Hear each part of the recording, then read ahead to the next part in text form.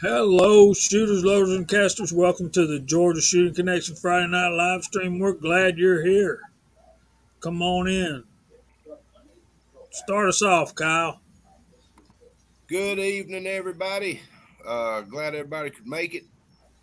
Man, it's been a short week, but it's been a rough one. I am beat. Goodness gracious. Glad y'all could make it here. Glad everybody's doing okay. We got the man, the myth, the legend in good health right below me. Hello, Mr. CW. Hello, everyone. Yeah, feeling better all the time, getting better all the time. Just a slow road. Had a pretty good week. Didn't get a whole lot done, but I did get to my loading bench a couple times. I can't really do anything, but I got down there. Not a lot of ideas on things I want to do, but all in time as I'm able. Other than that, it's been pretty boring. Been really searching out the inside of my eyelids and found some cracks I didn't know were there. Other than that, what's going on there, Mr. Gene? Not much. Thanks for having me again tonight. I appreciate it. Great to see you. Nice to see you, man. Glad you're kicking back. Didn't expect any less, though, for one reason or another. Some reason. But thanks for having me on. And let's see, I've had a really busy week. Made some videos, doing some reviews, doing a bunch of reloading for the up-and-coming USPSA matches. And I'm here tonight to get some schooling on. Let's get the book learning. Very good, man. We're glad you're here. Glad CW's getting back on the mend. We got some awful nice folks out there in the side chat. We've got a lot more guests invited. They'll probably show up when they get around to it. And we'll go through the side chat. But right off the bat, I see 762 and Walks and Alabama Reloader and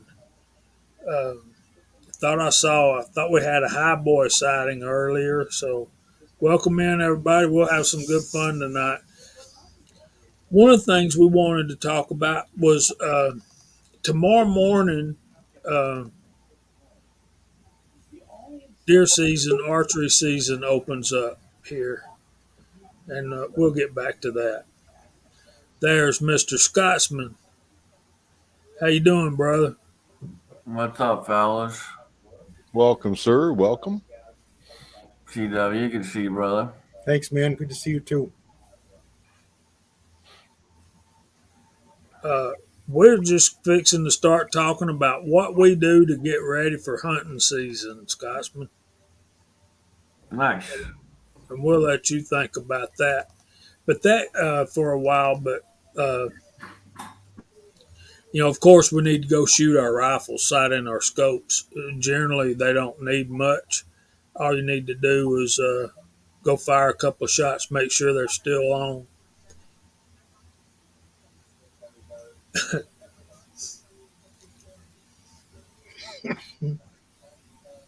Y'all don't all talk at once now.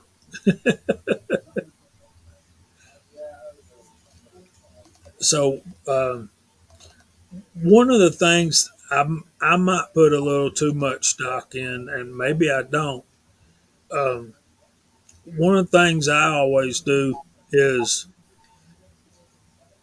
I dig out my clothes, my camouflage, and I wash it in scent-free detergent, and then dry it with those scent-free dryer sheets, and then put it in a bag with one of those dryer sheets, and keep it stashed away in like a tote kind of thingy. And I try my best to keep all that scent out of there. And one of the reasons I do that is I used to hunt with well, still do when he can make it, but one of our associate pastors at my church was one of my hunting partner, really. I went out to get in the truck with him on opening day, And he looks at me and right off he says, "Somebody in your house smoke?" And I was like crushed because I thought I'd kept everything in my closet and stored away and everything. Um, Kinda, yeah, walks. Let me put that one up there. Yeah, you got to try them on a couple of weeks ahead of time. Make sure you don't have to go buy some more. Uh, that's a good idea, William.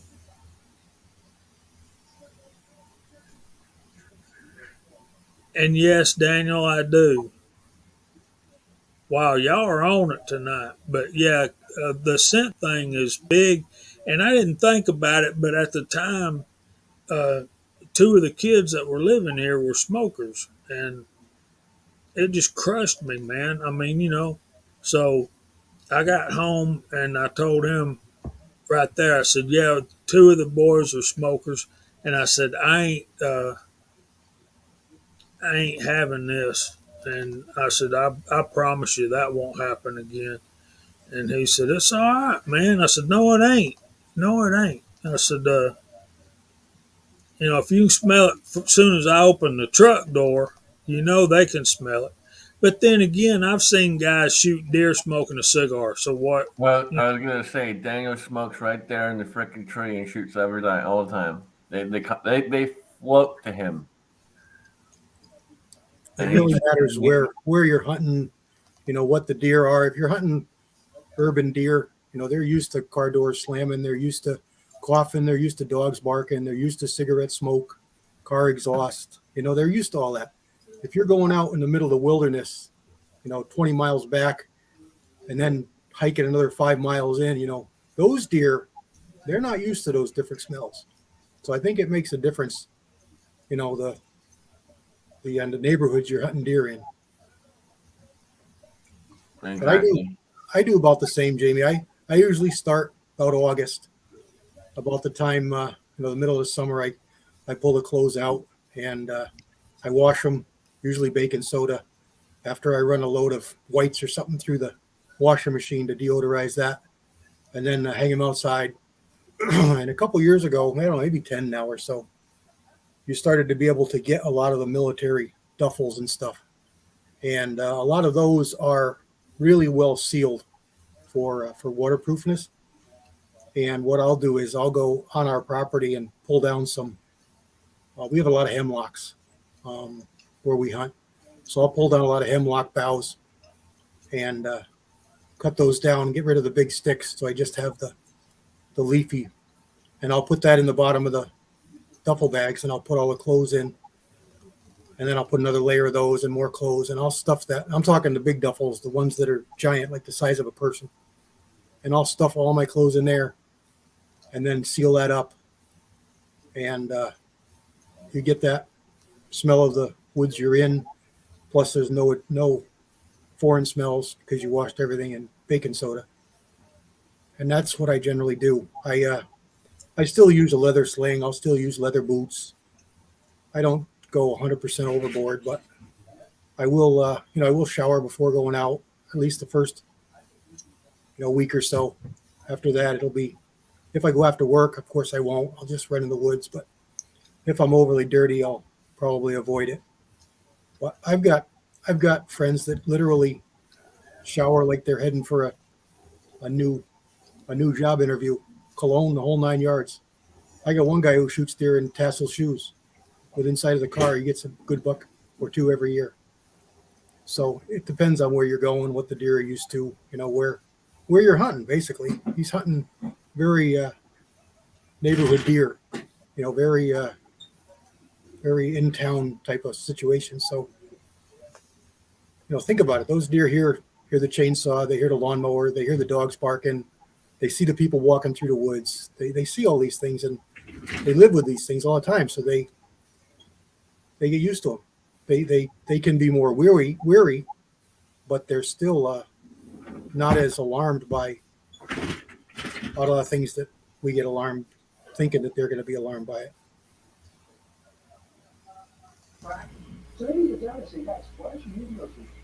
So Yeah, we y'all got are some. gonna have to excuse me. I'm choking down some Bojangles fried chicken right now. I'm listening. Well, we got some good comments out there. Alabama Yes. Reloader Hey, says man. he says he just picked up some dead downwind at Walmart. I prefer the Scent Killer Gold, but I think it's all pretty much the same stuff. And then Walks likes to rub sage. Make sure it's sage if you're going to rub it there.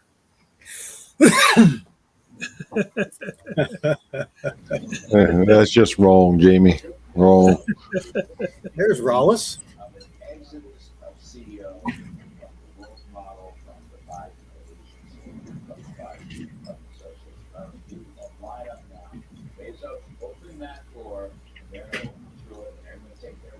I know, Rollis. Rollis, you won something. I don't know if anybody's got in touch with you yet. Let me see if another person we need to get in touch with is Christopher Winslet. If y'all see him,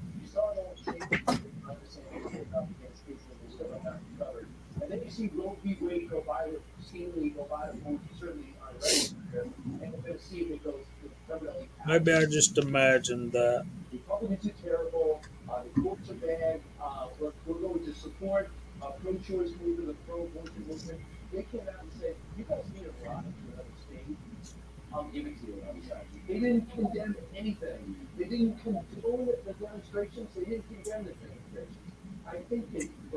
No, he did win. He won 500 of Chico's bullets. So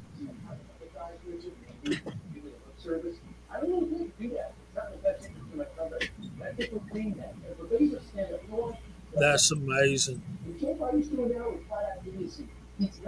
Very good, Rollis. So I think that's crazy how some people hunt like that, and like Mike Hester, the rebel, said earlier, he knew a guy who shot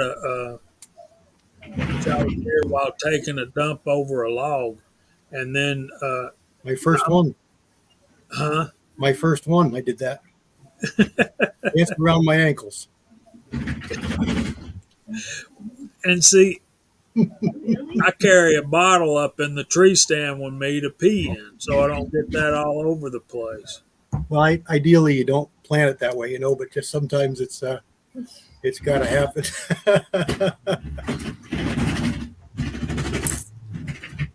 I can honestly say I've never shot a deer while relieving myself over a log.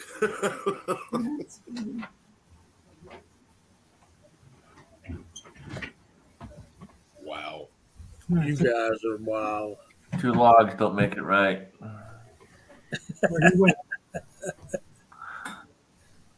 I know, it was terrible. It's the best I got. I just woke up. Maybe you brought the sage with him for after.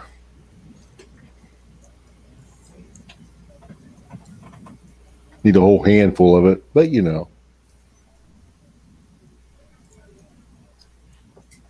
Walks made a comment that there was no scent killers when he started, and I beg to differ because, like I said, I don't use scent killers. I use baking soda, and that's been around since forever.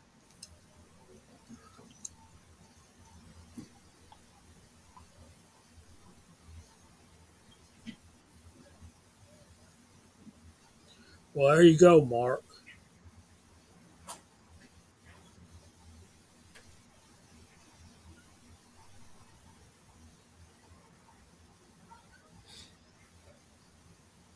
That's true. Think about it, y'all.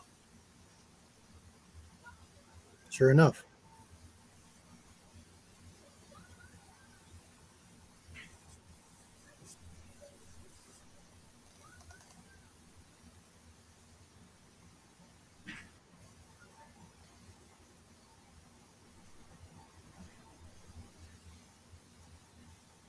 Yeah, something else that I always do is I've got outermost garments that I wear, but only put on when I get to my hunting place. So they'll be in an additional bag.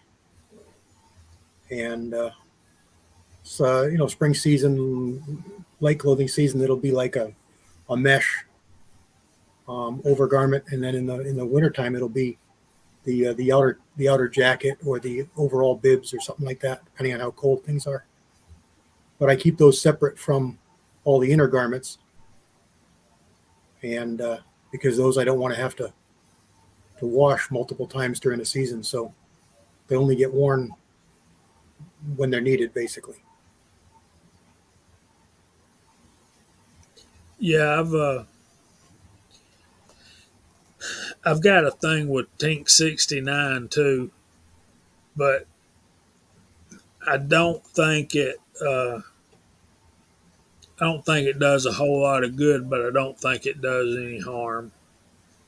I like it. I use it. I've been buying it in this little bulb thing that you charge, and you squeeze it, and it's like a vapor. Think Yeah, 69. I like that stuff. It also shows you where the wind is, so you can always see which way the breeze is going. very cool. Yeah, Lever Guns 50 is doing his 10 and 10, 10 guns in Yeah, 10 days. I'm enjoying it. Yeah, I've seen two of them so far. I'll catch up tomorrow, hopefully. So we got lake views out there. Uh, you guys that won prizes, I sent quite a few of them out today. Uh, let's see, I sent tracking numbers to the guys that I had phone numbers for.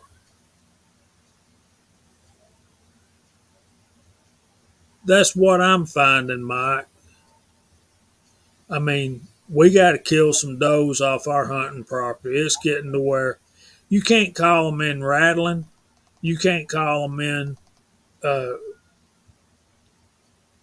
snort wheeze. You can get them get a little bit of activity, but for the most part, man, there's just so many of them out there. They don't have to fight over them. There'll be another one in just a minute. That's big bucks. All I got to do is, but there you go. It only takes one hot doe for that big buck to really get out there. You know what I mean?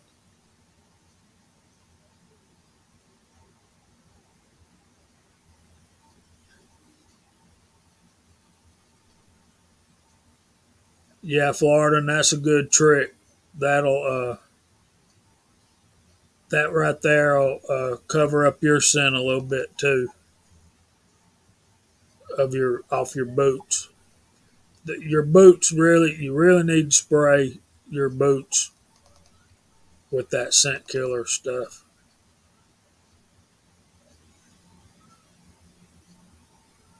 Mine There you stay go. outside. I keep most of them outside. I've got a couple of outer buildings, and one of them doesn't have no gas, no oil, just shovels and rakes and stuff like that. And that's where I'll keep stuff during the season. Plus, it stays, temperate. Like muzzleloader season, I'll load my muzzleloader because it's legal here. As long as it's not capped, it can be loaded. And that gun never even comes in the house until the season's over, because you don't want to have condensation form in your powder, so you can't let it get warm and cold. And as for the rifle, I usually leave that in the garage or somewhere where it's locked and safe but still cold, just for the same reason, so I don't overwork seals and stuff on optics and the like. Keeps your powder all the same temperatures. It's not so important anymore with all the new powders, but if you're still using old style powders that are affected by temperature changes, it's something to think about. When we hunt up in Vermont, it gets stupid cold, and up there it's just the way it should be. We don't take nothing in the cabin. We get undressed on the porch, and the rifle stays out there. The pack stays out there all night, just on the porch. Never a lick of an issue. But we're a long way from anything up in the woods there.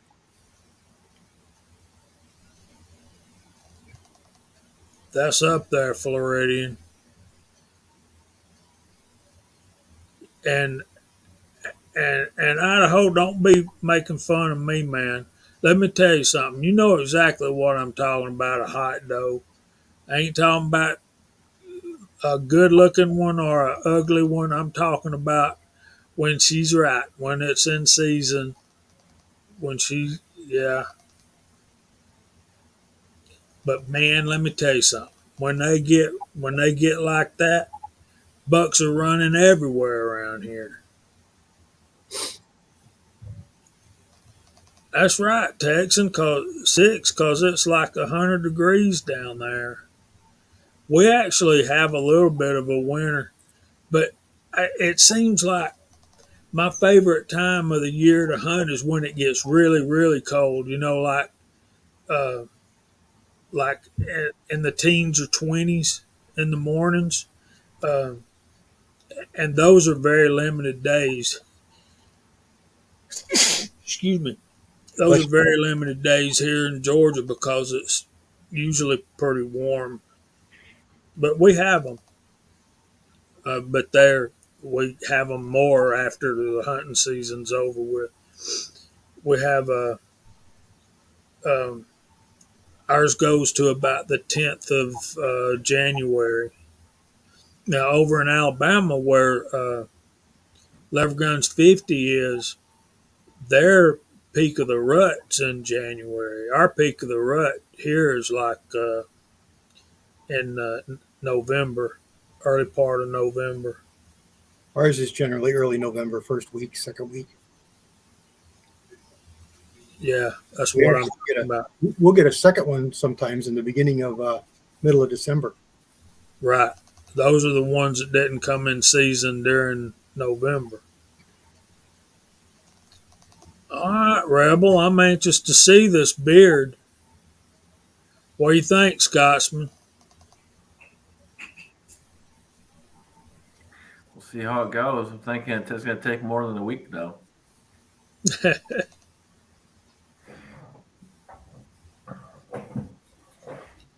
Does it get that cold down there at 6? Or you travel to hunt?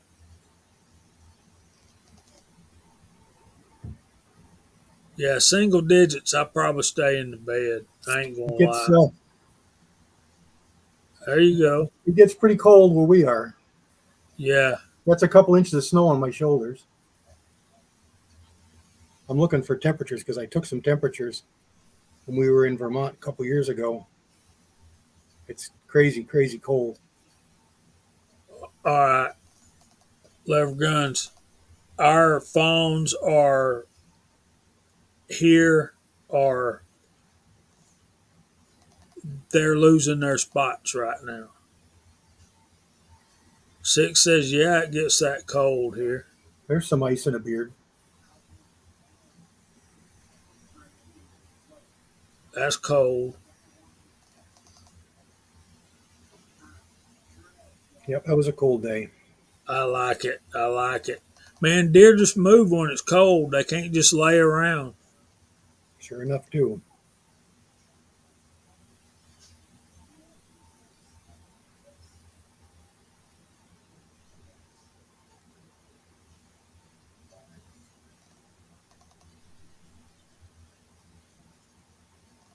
There you go. That's the truth.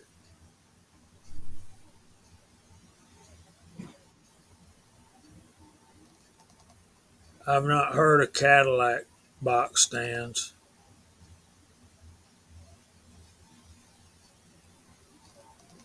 6 shooter Texan's got 3 phones in his front yard right now.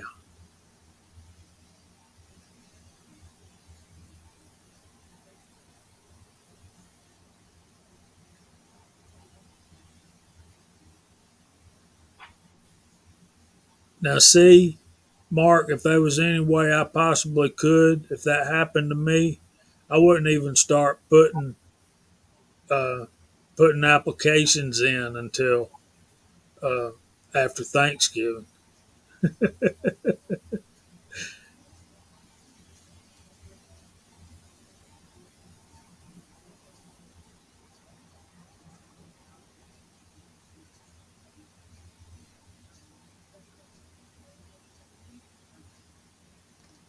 Not here, Idaho.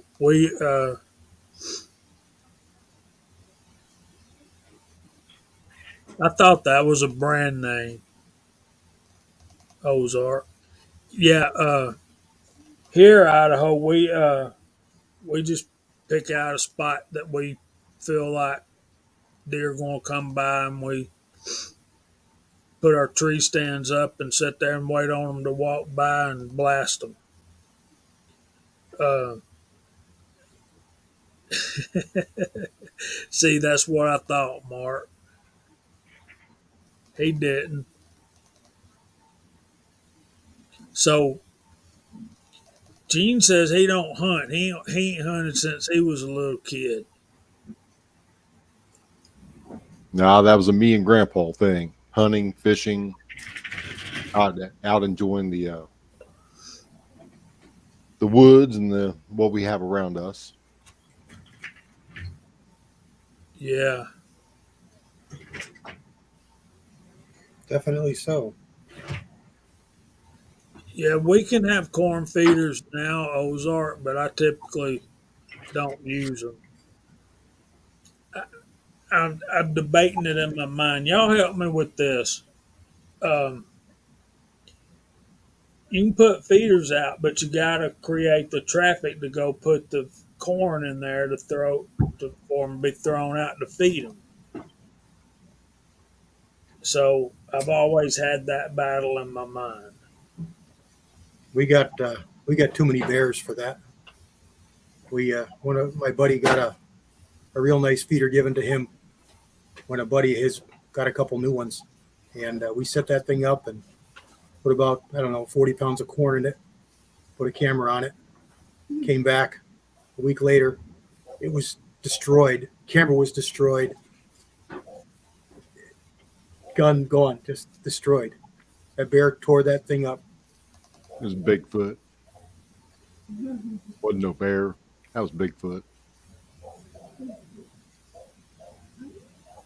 Yeah, that's what we're at.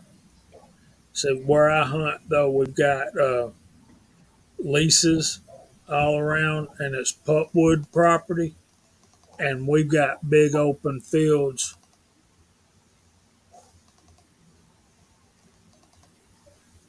We got big open fields with grass. Have a good weekend, Jason. Sorry your Wi-Fi is acting up. So it's kind of like our that whole farm there is the feeding plot for all the deer, so we have no trouble seeing deer. So, as a matter of fact, it's getting to the point now where our property owner is trying to get dove and quail and that kind of stuff in there. Um,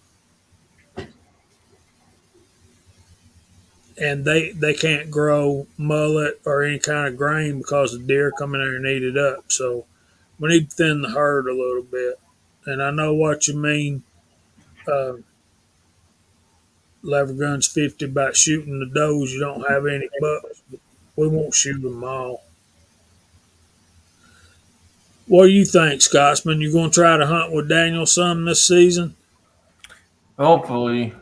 Last season, Daniel was sick, then his wife was sick, and so on and so on, and we just couldn't make it happen last season. But hopefully this season I'll be able to get out there.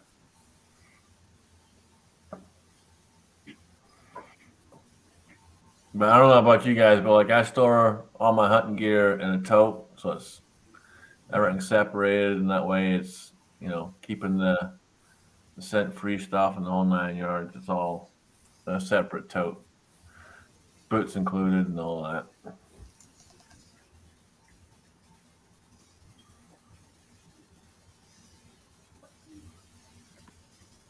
I like to sprinkle my hunting gear with Polo by Ralph Lauren. Why does that not surprise me?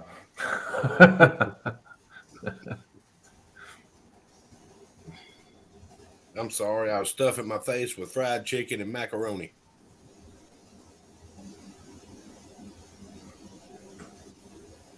A nice low fat food. Sounds it, yeah.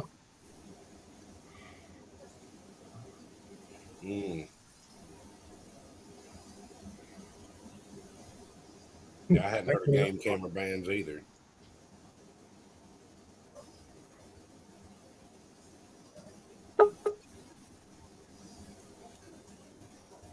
Who's here?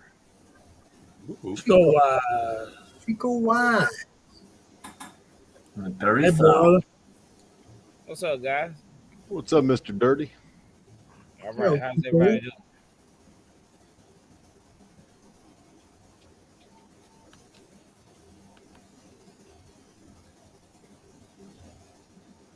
Everybody doing all right?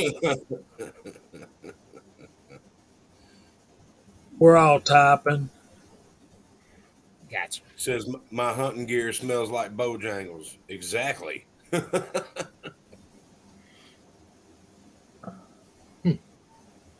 How are you, Chico? Tired, man. Tired. I've been at training for the last 2 days, and yeah, I'm mentally beat. 'Cause I was in Alpharetta, so you know the traffic. Oh yeah, that was great. Alpharetta traffic sucks. I Yeah, walked through the door and Angel looked at me and said, "Are you okay?" I said, "Baby, I'm exhausted. I just sat in a dang chair for an hour." Oh Lord. broke loader. I wouldn't have to drag Chico. I think he'd be the first one in the bus and ready to roll. Yeah, Especially, I was supposed to get with Jamie, but then damn Rona came and messed up our plans. I think the one year I was really, I want to say it was 19 or probably the beginning of 20, because that hunting season starts even like right now, but I know it was cold, but I'd like to go learn some stuff. Chico'd be the one that show up with the horse head mask going, "Get in." See, Chico's got the tactical advantage. The deer ain't gonna see them. They don't look that low down. You don't even have to climb a tree. You'll be fine. What's up, Bulldog? Everybody in the side chat. I seen. Oh, GGW. Sorry if I didn't reply, man. Did y'all hear about the two sheriffs that got killed in Cobb? I Yeah, did. Yeah, that's so bad. yeah, it Those are is. your guys, aren't they? Yep. I do a lot of side work on the police and the sheriff's vehicles. So like the guys who I really work on their cars a lot, and they send stuff to my boy and stuff like that. I text them. I didn't get no text back till like 3 in the morning. So like four of them text me. I think I text probably six of them, and 4 or 5 responded back around the same time. I wasn't thinking that they probably didn't have their phone or what, they was doing their thing or whatever. So, but the guys, so my job position, I'm a tech, but I'm also the backup service writer and like my supervisor's number two. So the two deputies who got killed, I interact with them all the time. It's just, it's unfortunate though, man, because my county ain't a small county, but doing what I do, I know a lot of people in the county who work for the county, from the big wigs all the way down to the peons or whatever. So it just sucks, man. All right, Censors. let's talk about this comment right here, and then we're going to have to go through the side chat. We're late saying hey to everybody. 300 Blackout, 350 Legend, or 450 Bushmaster for deer. The only one that I have um, any experience with is 350 Legend. I think 350 Legend's going to take the place of my 35 Remington this season, and I will use the AR platform. Some of the guys, well, Mark said he couldn't use the AR platform in Pennsylvania. Uh, 300 Blackout, the little bit of it I've loaded and shot has been extremely accurate. 450 Bushmaster, I kind of worry about if it's going to destroy too much of the meat, but I use 270 out past 100, 150 yards out to about 300, and I generally use 35 Remington. This year I'm going to be using 350 Legend from 150 in. Now, ain't that gonna be dependent though on the state's restrictions or whatever the hunting restrictions is in certain states? Absolutely, brother. Absolutely. Absolutely. Like out here, we're straight wall cartridge. You can't. Right. So You would be able to 350 use Legend, 300 blackout. 450 Bushmaster for you guys at least, right? Right. So y'all can't even hunt with like a traditional. Well, I get no, because that's bottleneck. Well, the only one that's bottleneck is the 300. Nope, get back. Tourist plate. Get back upstairs. I don't want to see you. Appreciate you. I've used all three, and I've got multiples with all three. What I would say is, depending on your ranges, I don't trust the 300 blackout past 125. I've shot them out to 150, 160, and I've had some bad results with multiple bullets.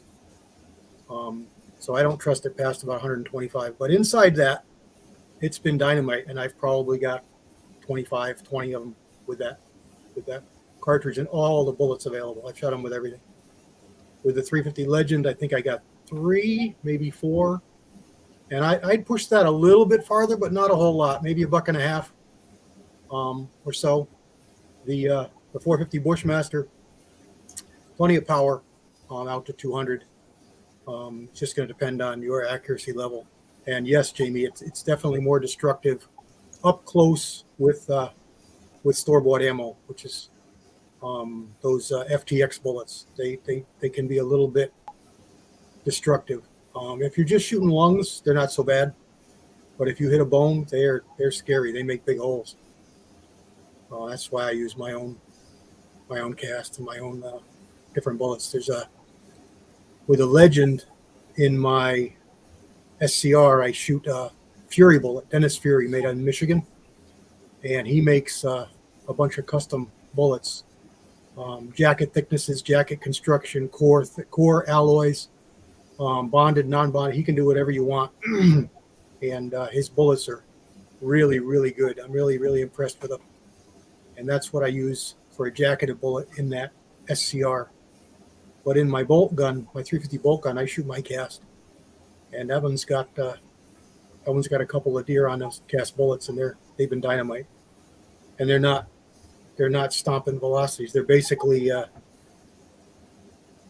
they're hot 357 magnums, So I'm not doing anywhere near what the ballistics are for the factory 350 Legend.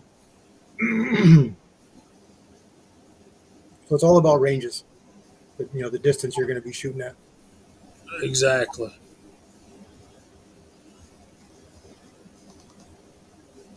And Floridian's going to use his M1 Garand, and I'm thinking seriously about one of these years. I'm going to hunt all year with nothing but a Milsurp rifle. And Tommy Boy's right.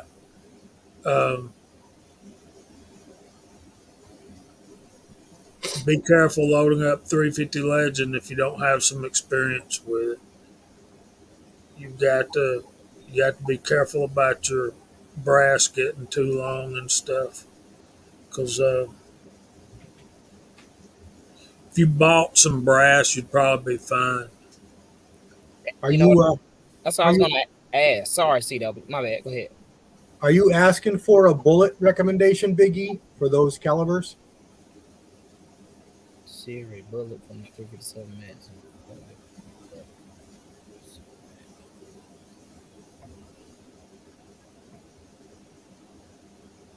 Trees, you won't go wrong with either one of them. Just bear in mind, 30-30 is going to be pretty much 100 yards and in. 30-06 out to about 300, and 243 probably 400 or 500 if you got those kind of shots. For the people who load 350 Legend, is that brass? Is it readily available? It has been. I don't know. Let's find out. I'll look it up while y'all talking. 6-shooter Texan. I'm gonna see a video on that one, buddy. That sounds ultimately cool. The reason why I was saying that because every time I go to the Wally, which it ain't often, but I always go by the ammo aisle, I always see 350 Legend there still ammo. Yeah, And that's one I always see too. I remember it when it was cheap, and I was like, I'm never gonna mess with this caliber. Like when they started getting rid of the ammo, it was like $7 a box. I should have bought it, but now it's definitely not that. You know what I mean? But I definitely see it. Last time I went, I probably seen 10 boxes of it, and I'm like, damn, that is not moving at all. Yeah, Winchester used to make little mini cases. I think it was 5 boxes, and it was like 75 or 80 bucks for 5 boxes. I bought a couple of them just to get brass in the beginning. When I bought the Thrifty Legend, I bought it as soon as I heard about it, Right? and I didn't even realize that it was a smaller diameter bullet at that time.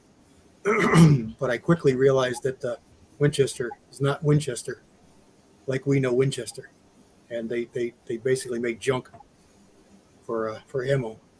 And I pulled every single bullet that I bought and reloaded it. I had to trim all the cases. I reharvested all the powder, averaged out the weights, and then put in my own bullets or reformed bullets to use because they either overcrimped it or it was too long. The cases were too long. There was guns blowing up from this stuff because of Yeah, what Winchester did with this ammo. yeah. I Yeah, remember that diameter was 350, 3555, 350. Yep, Yeah, it was smaller than 9 millimeter, basically. yep, yeah. This is what I see.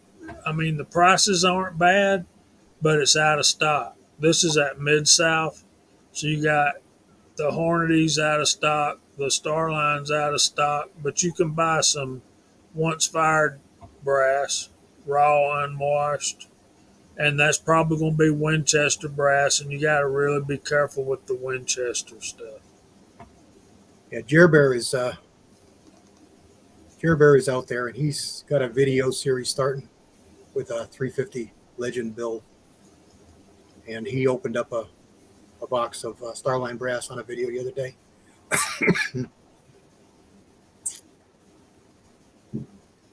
Yeah, you remember Jamie? You remember in 19 when we went to range day and they had all that Winchester? The what was it, Winchester that was there? And we was talking about that 350 Legend and or was it Faxum? Somebody was there and they had all that 350 Legend ammo and brass, and we were looking at it, and I forget what the dang outcome was, but they kind of admitted to that it was some early development issues, with the diameter size of the bullet and possibly something with the brass or whatever. Yeah, Yeah, big they were problem. really good. I think it was red, white, and blue box. I think it was Winchester or Federal. I don't know. I forget. It's been so long. I'm getting old. Well, Faxon had their 350 Legends out there, That's and what it they were, was. But they had somebody else's ammo, whatever manufacturer it was. I can't remember.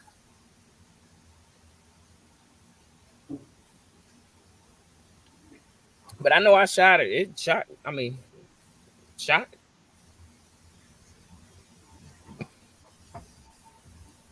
Okay, Tommy Boy says Winchester overcrimped the bullet and it was blowing primers. Yeah, it was actually even more than that.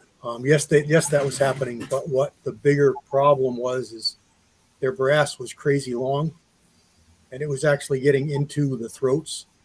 And when that happens, you cannot open up enough to release the bullet. So pressures were spiking, and Yeah, they blew a couple guns. They blew loads of primers out. It was really bad.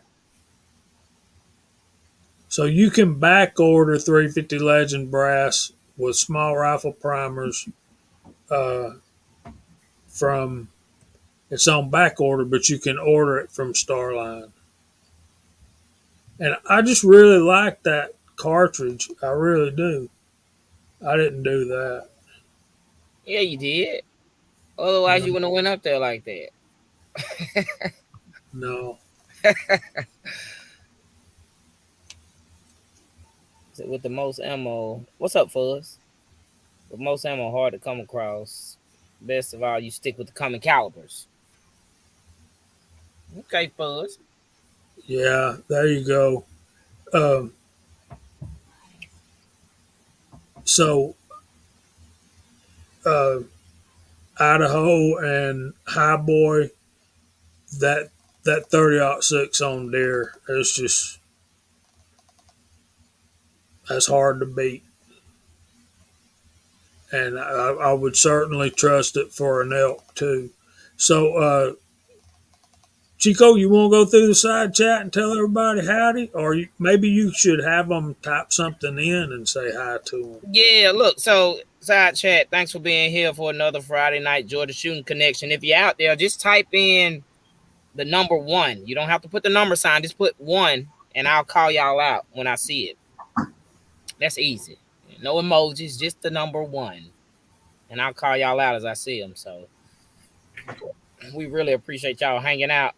There we go. First on the trigger. Bulldog, Daniel says no. Okay, he's being difficult. Paul Lau, Alabama Reloader. Kyle, Ozark Spirit, GGW.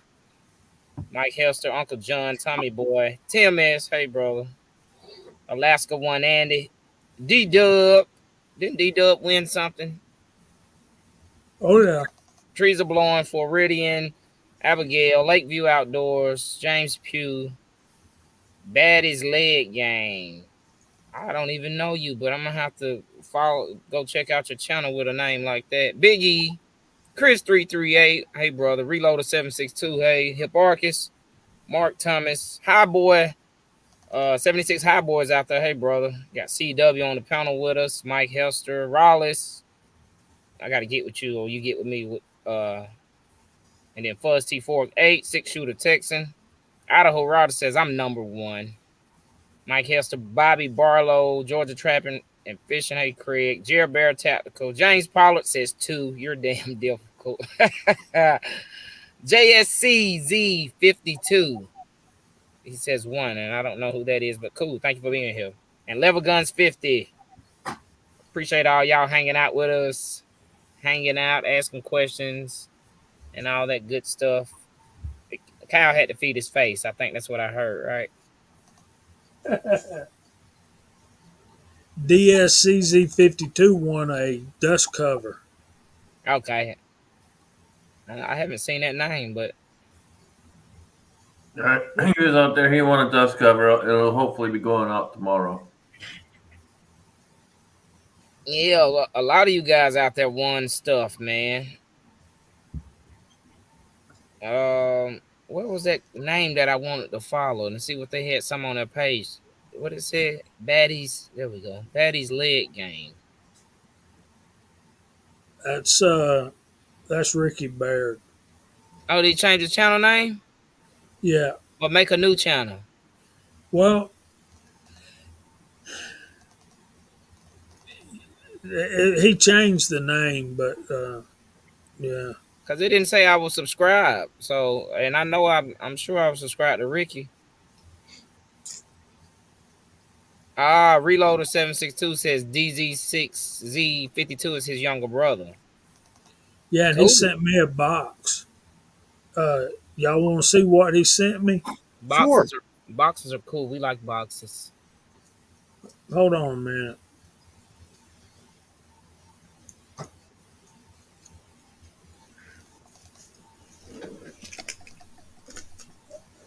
I know we're going to get some comments from one individual. I promise you. Fuzz is going to have I was going to say that. It must be a Fuzz comment. Well, Fuzz always talks in capital letters because only he can read it. Because he can't read it if he types it small. He's got to type it big so he can read it and proofread it and make sure he wrote it right. He still doesn't write right though. Yeah, but that seems to be screaming. It is screaming because he doesn't talk quietly. All right. Y'all can't see this, but this is a. Let me pop this up a little bit. Can y'all can't read that? I know. Focus, camera. This looks like a barcode. Put it closer and then put your hand behind it. You might can see it. Almost. Almost. Anyway, this is a German surplus mosquito head net, Ooh, grade 1. This is brand new. I mean, look at it, man. I hate to pull it out of the bag because I'll never get it folded back up. But if I was going to do archery hunting right now, this would be ideal. And this will get used during turkey season in the spring, I promise you. And of course, y'all have seen these, the Hoppies gun and real silicone cloths. We'll Yeah. put that to use next week when we take our little trip, right, Gene? Yes, sir. I'm ready. And this right here, I can't wait to use. It'll take a little while to get cold enough to use this, but this is military surplus Dutch fingerless gloves, olive drab. Obviously, he's heard me talk about military surplus stuff on here till he's sick of hearing it. So he just loaded me down with stuff. And then But who sent you something, that? DSCZ 32, Okay. 52. Let's reload the And then 762, brother. last but not least, Woo, look at that. Oh, I was using one of those today. I did not have one of these. I found my red kit yesterday. They used to make them.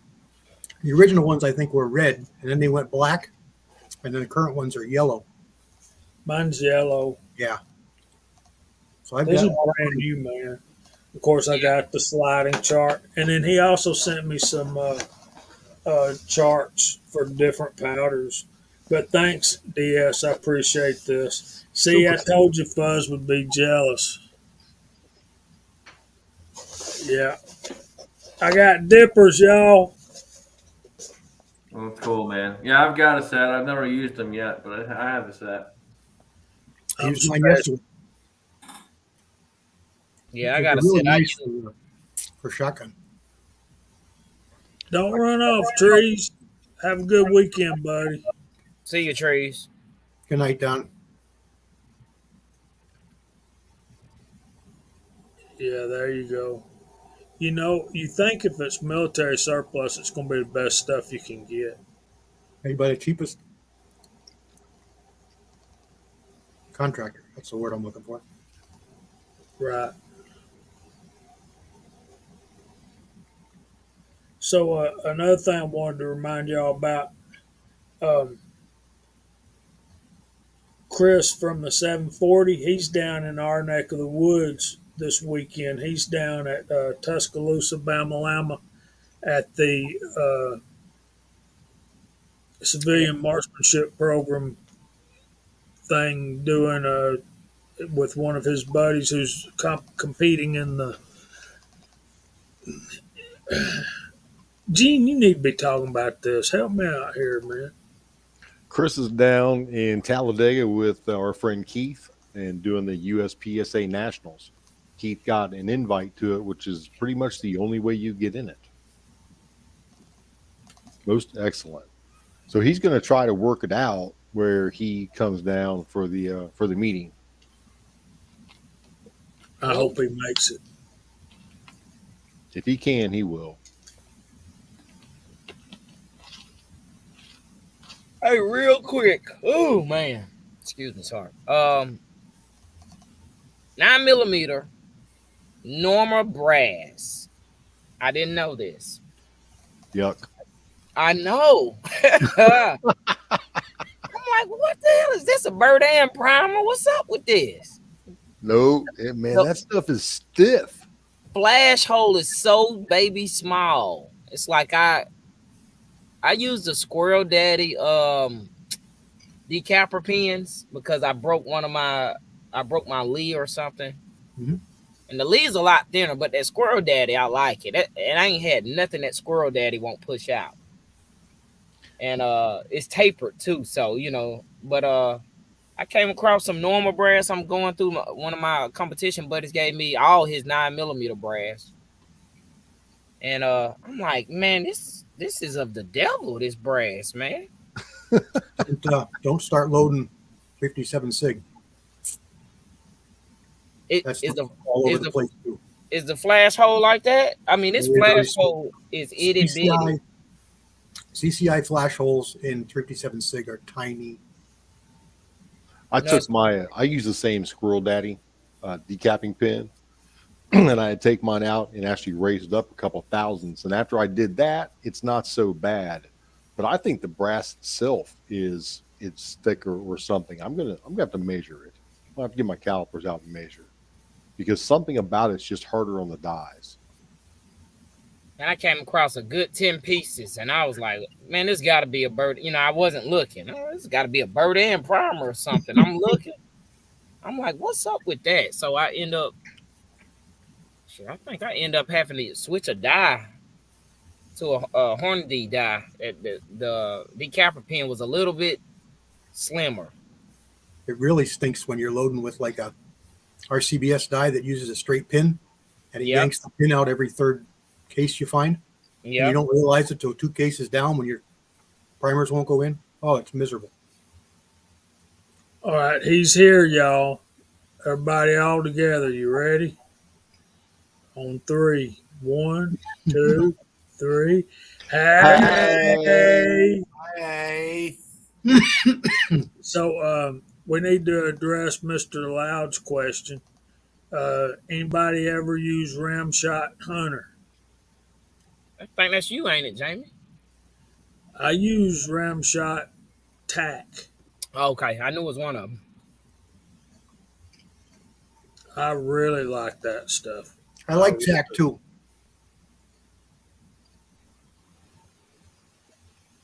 I mean, I got my best groups out of 35 Remington with Ramshot Tack. And I think that's partly because I hadn't realized it for years, but 35 Remington is a lot like the case of a 308.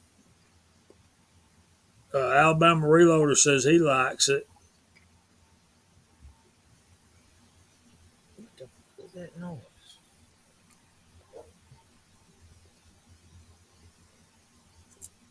And Mike Hester likes it.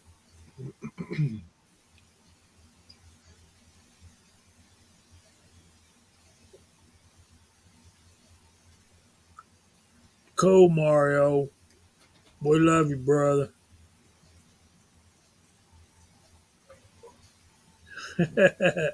High Boy likes tack too, apparently.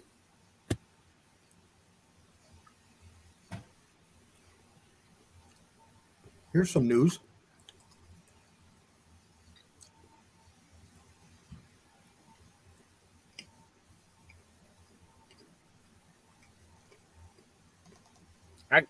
I got some of that. I'm I sorry. got some. I have some of that. I either have some or had some. There you go.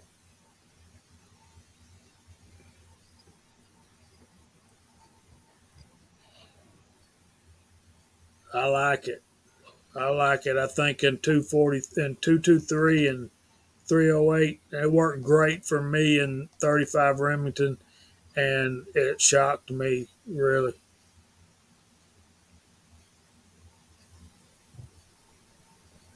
Floridian, that answer to that question would be box and friction. I do not do mouth calls.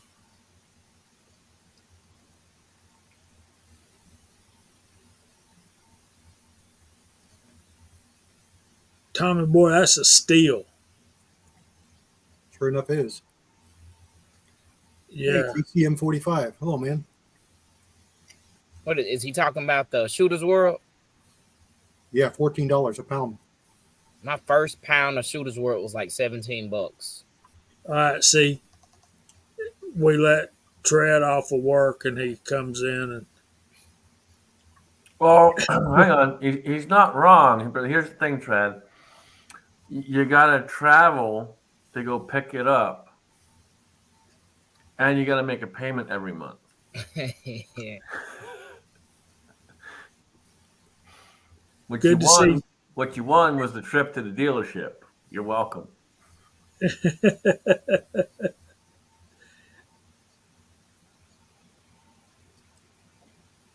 Walk's leaving us already. Good night, buddy. Have a good weekend. Night walk. Good night, Raj.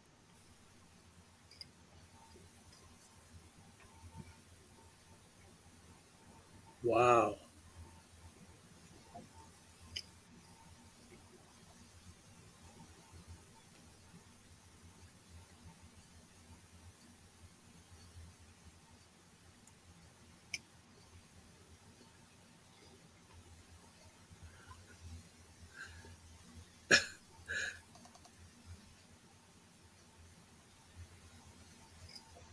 Yeah, I can't use mouth call.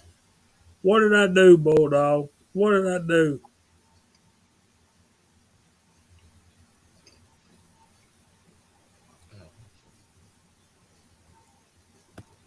Some of these guys can help you with that. I've never used it. 30-06, 4064 works well for 30-06. Don't you think? $48.95. It was made for it. Absolutely. Oh, I won the Silverado. The closest thing I get to Silverado Bulldog is watching the old cowboy movie on TV.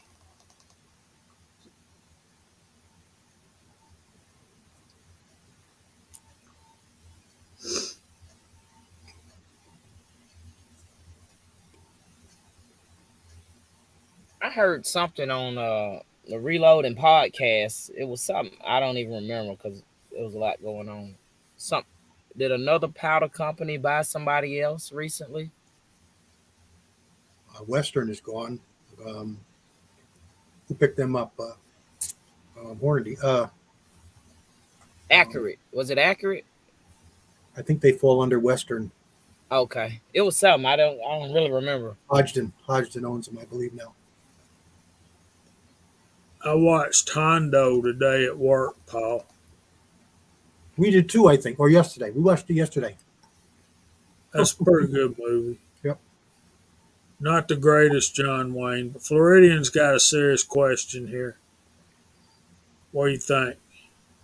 Well, buckshot is illegal for us here, so it's all slugs.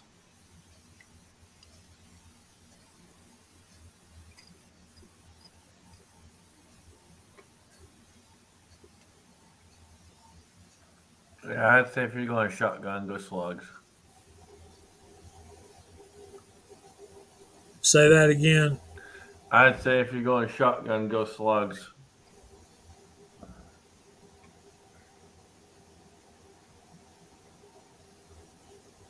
Hodgson sucked up everything, ain't they, Paul?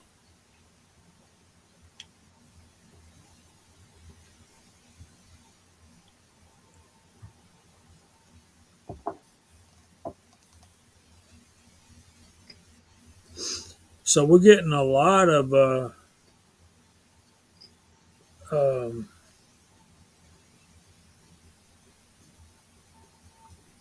illegal. Double up buck is illegal.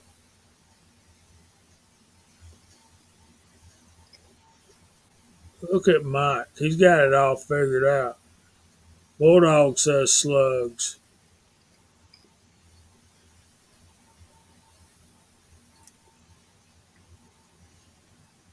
So let me ask you, the hunters, right? So if you're out hunting deer, and because somebody said something about coyotes, they said they get maybe it was Daniel. They said they get coyotes every time you use a turkey call. Are you taking that coyote out if you're out deer hunting, or you just letting them be? I'm killing it every time. I want to get a coyote, man. Not as a pet or nothing, but you know what I mean. Um, I think it's Ozark. He's got one mounted in his reloading room, gun room. There's a 63-pound full body mount just 5 feet to my left.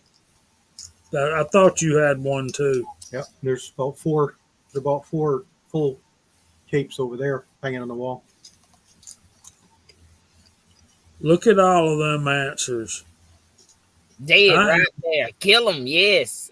I am not by myself. But look, I'm not a hunter, so I was like, let me, because I know in Georgia we can take coyotes any time of the year, if I'm not mistaken. Ain't that right, Jamie? Yes, sir.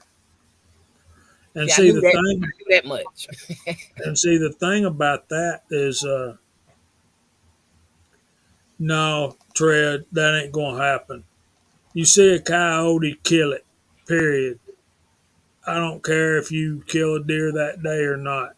You kill the coyote, and I tell you why. Because what I'm fixing to say uh, to Chico is, you got to consider that coyotes only survive by eating turkey eggs, small turkeys, and fawn deer.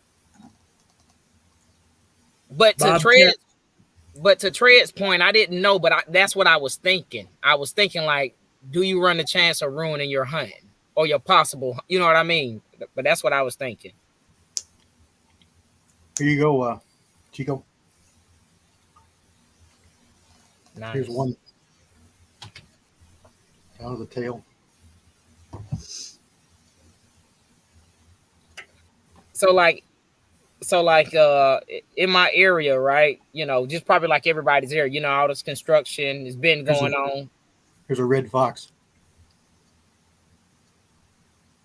And they the wildlife is coming out. So I see coyote one night driving. I was like, I bet I can hit him with my 9mm. Like, he was close. I was like, I bet I can take him out. So anyway, I was on a message board or neighborhood app or whatever, and people was like, leave it alone. I'm just like, they have no idea, because I know they are a nuisance. I know they attack small, people's pets and small livestock and stuff like that. But people like, leave it alone. I'm like, they probably have no dang idea. See, I didn't know they killed just for fun. It makes me hate them even more. Yeah, you see one, you take it out. You don't mess around.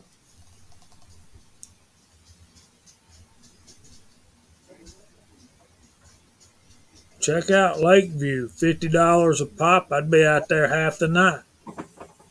I remember one of the first times I went hunting was with a bow, and we're walking out into the field, and I'm out there with a few other the guys, and the one guy that came with us was a brand new manager, and you hear probably half a dozen or so coyotes just start howling and screaming. And he starts to freak out a little bit. He's like, what do we do if we see one? You shoot them. Don't hesitate. You shoot that son of a bitch. Take it out. See, where I hunt, it's a chicken farm. We got 4 500-foot long chicken houses, and you just can't afford to have a coyote loose inside one of those.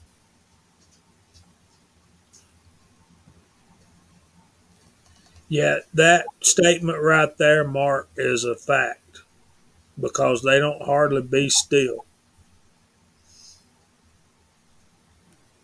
I missed one foggy, drizzly morning. It was right at daybreak. It wasn't even shooting light, really. And my it was so cold and foggy that my scope lens fogged up immediately as soon as I put the gun up, and I missed it.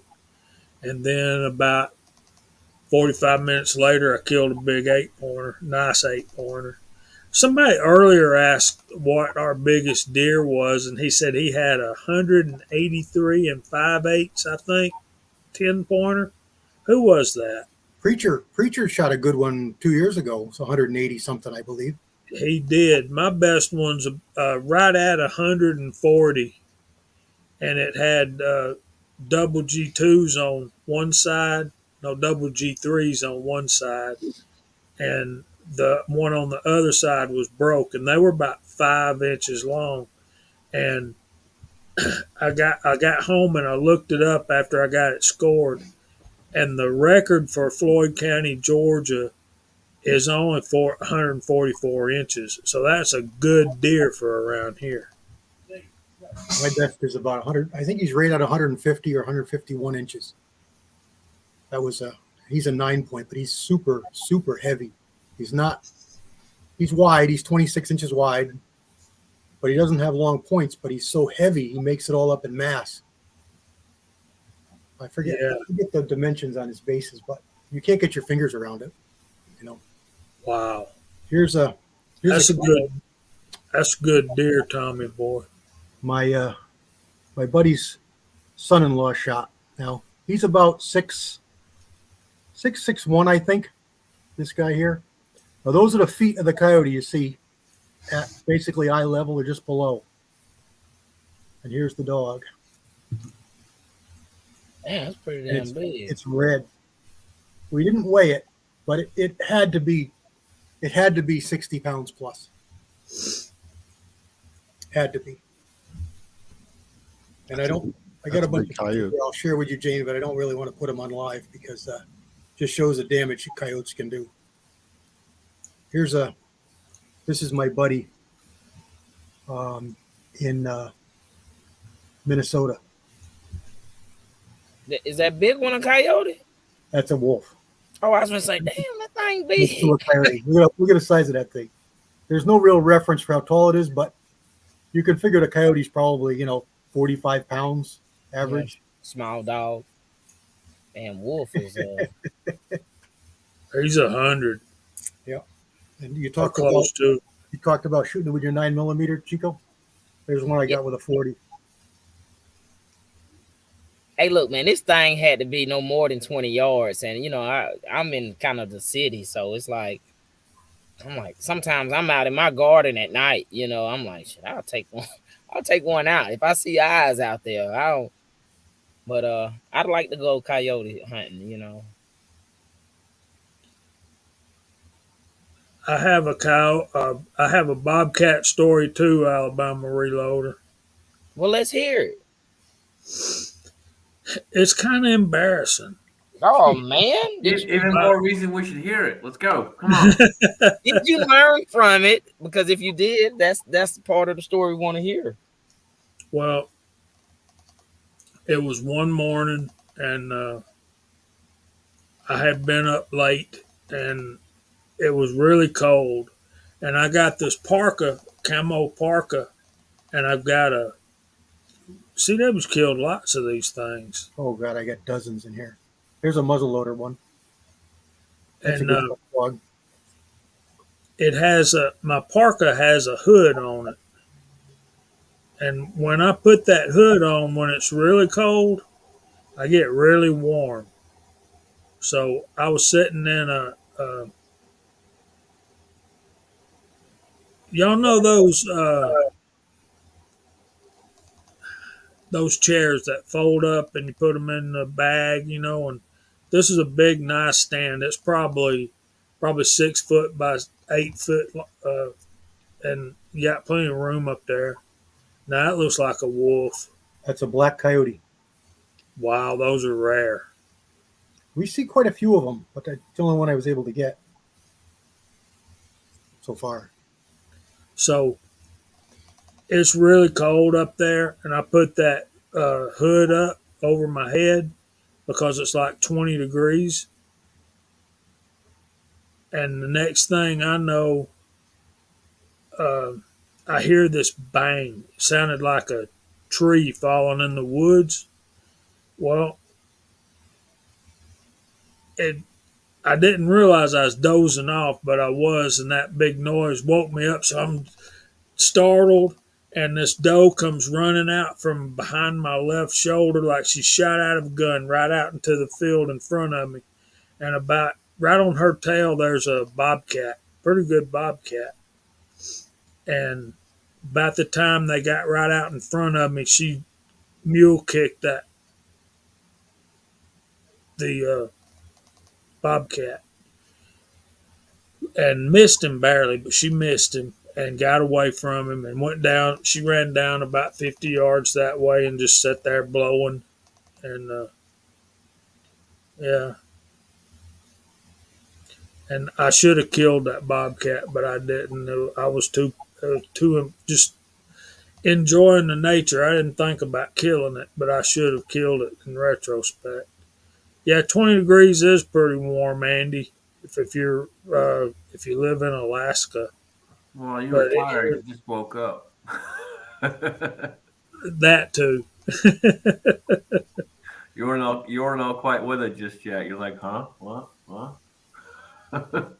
But so many of the times, more than most deer hunters will admit to you, deer wake them up sitting in a tree stand. They really do. They'll wake you up. It's almost like you can sense the presence of something there, and it wakes you up, and they're standing there, and then they're looking at you, and you can't move to pick your gun up, or they'll all run away.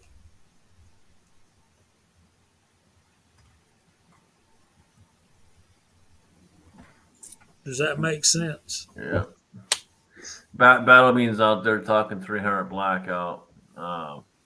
Man, from everything I've seen, buddy, 125 seems to be on the money.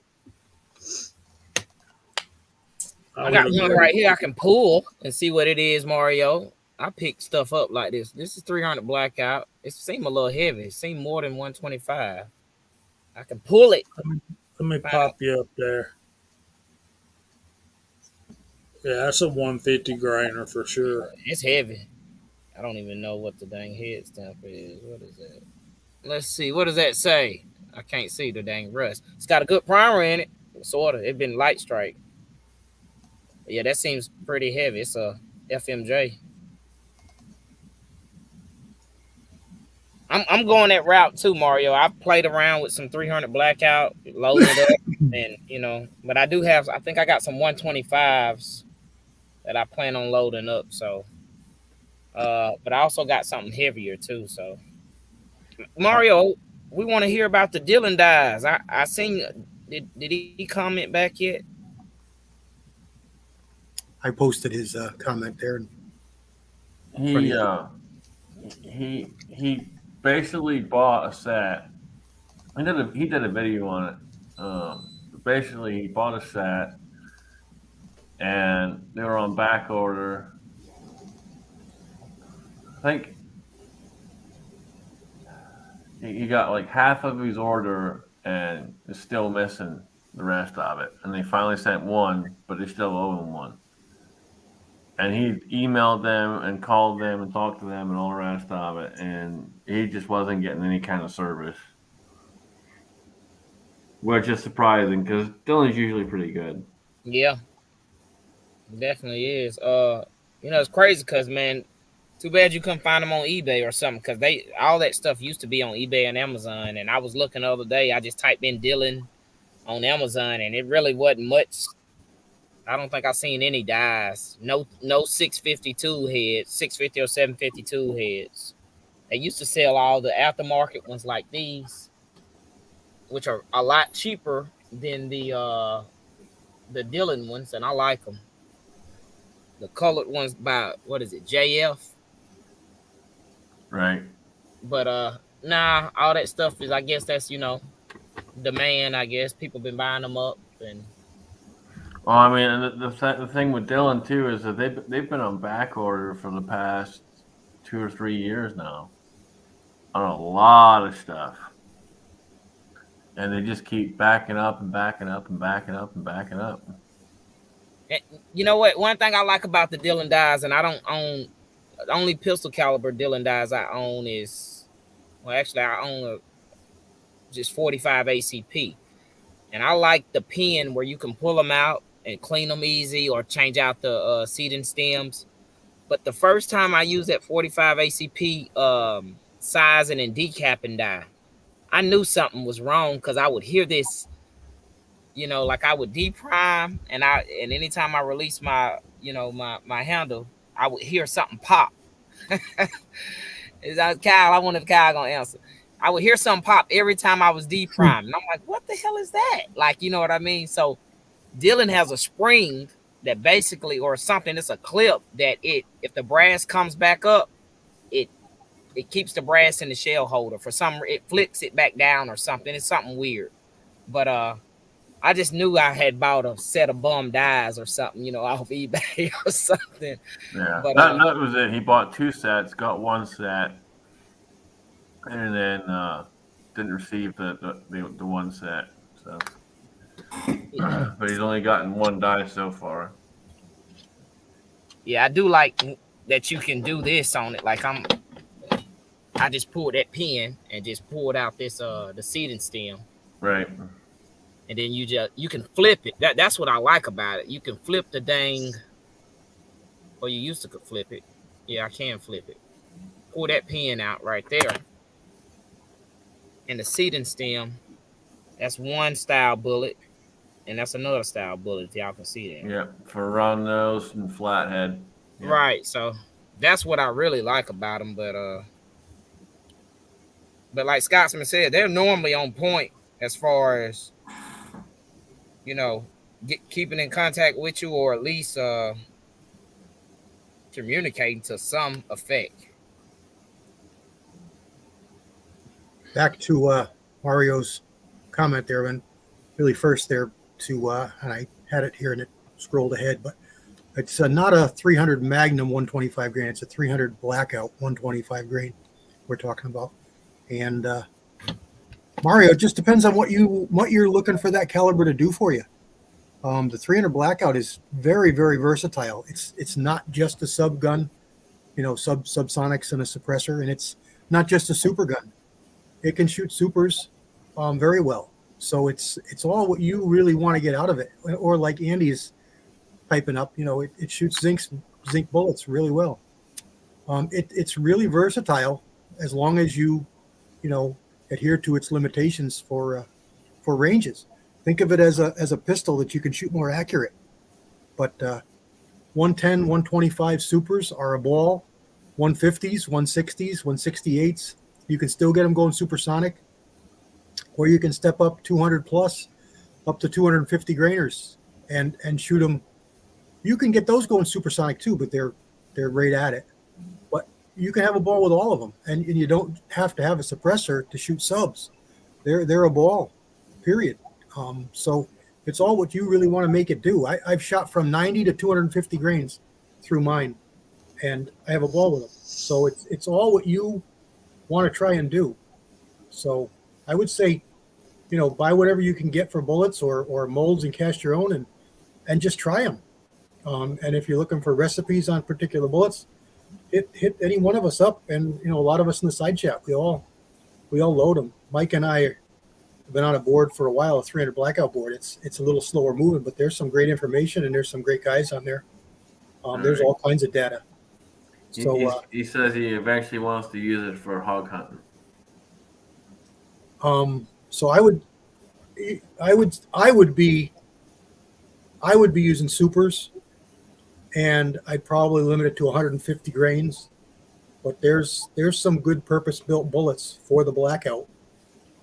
And one of them is what Mike said there, which is the Gold Dot, 150 Gold Dot.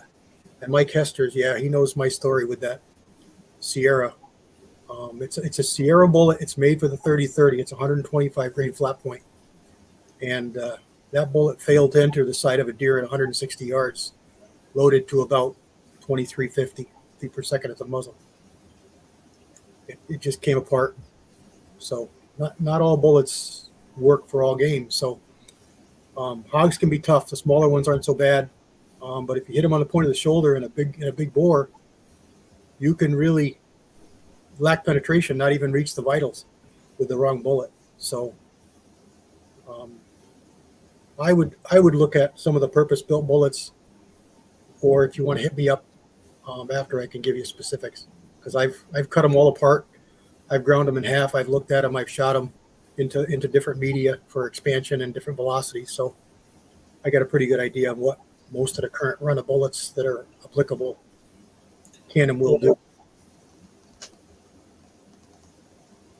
Um, I was showing some comments Andy made earlier. Um, well, Chico put it up there, made a comment. 180 grain lead, 113 in zinc. Uh, when you're talking about killing hogs, I've never tried it. I've never killed a hog, but it seems like that zinc being so much harder and so much faster. I know it's a lighter weight, but a lot of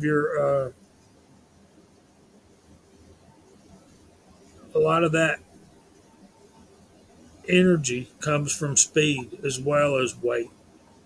So the formula is two times squared. Your velocity squared times the weight of the bullet. So with that 113 grain bullet and it being the same size as 180 grain lead and it going so much faster, it's really going to be strong. Now, is it going to hold up for hogs? I don't know because I've heard so many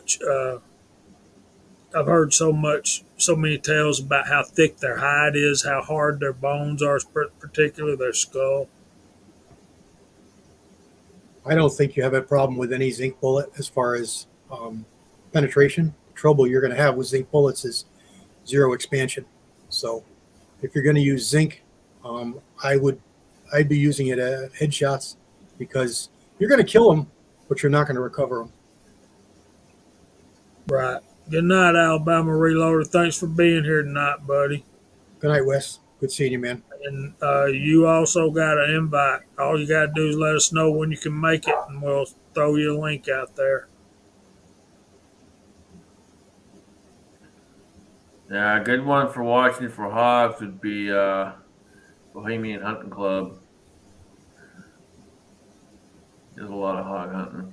Zinc might fragment Hasbro if you hit a big bone, but that's a might. That bullet's pretty hard, but we're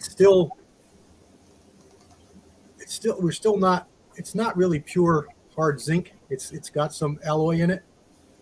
So because we're making them out of zinc wheel weights, which isn't 100% zinc. So exactly how they're going to react on games, I would just treat them like a Full Metal Jacket, like James says. Just look at them as a Full Metal Jacket. Now they're going to have really good SDs, because they're a lighter bullet with a really long shank, so they're going to penetrate like crazy, but they're not going to expand.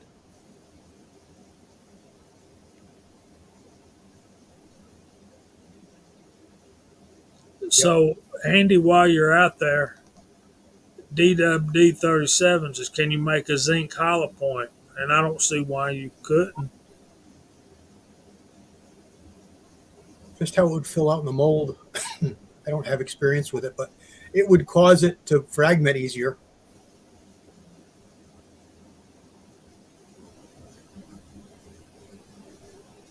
Yeah, I think you wouldn't get expansion, you'd get fragmented. Mm-hmm.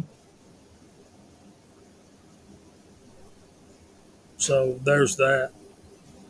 But that's just us theorizing. We've not done it.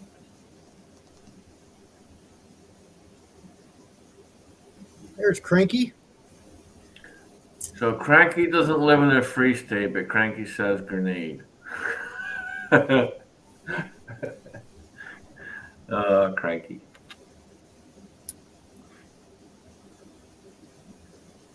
Okay, GGW said that all the mugs went out and the bullets went out yesterday.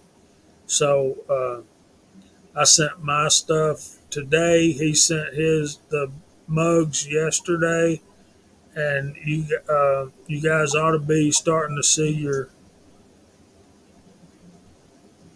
stuff showing up here. That would be awesome.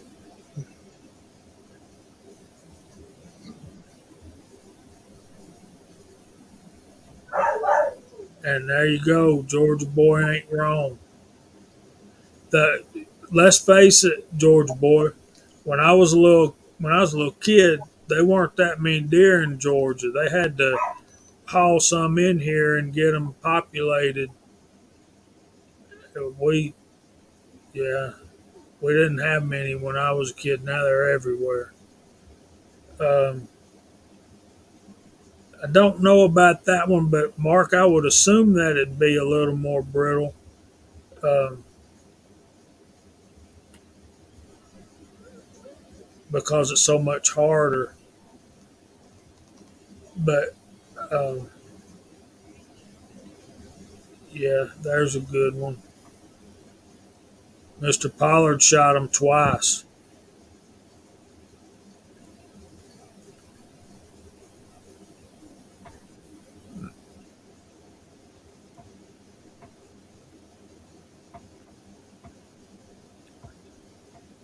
Night, Daniel. Night, Daniel. Daniel bugging out on us. Yep. Good night, buddy.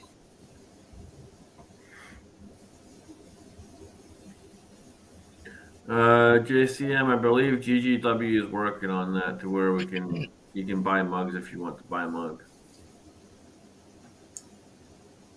Yeah, we did talk about it, but I don't know if anything's quite set up yet. That's a good thought, Big E. Think would be good in a wide, flat nose.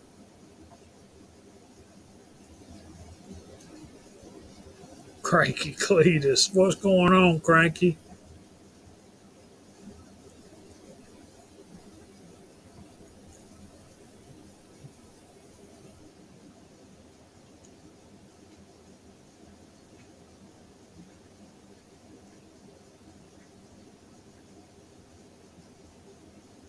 Yeah, we're GGW's trying to get it where we can just order them and have them sent to your house.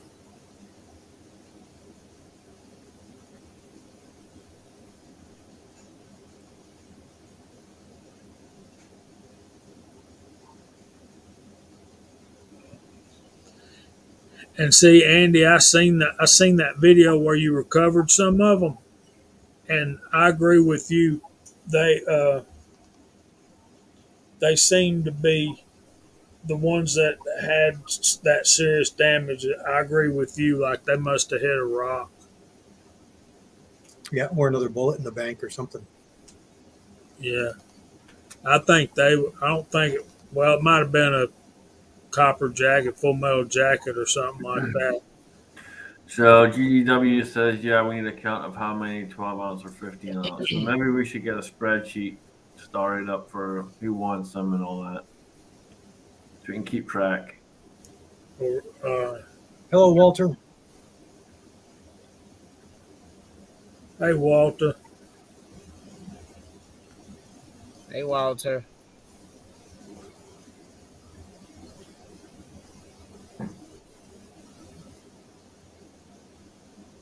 So, Jamie, when are you gonna shoot some zinc out of your 586 or 686?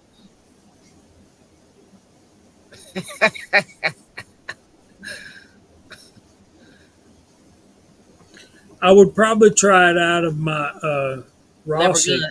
I was lever thinking gun that. first. I gotta say, I wouldn't be trying that straight out the bat in the 586. Oh, it's not going to hurt anything.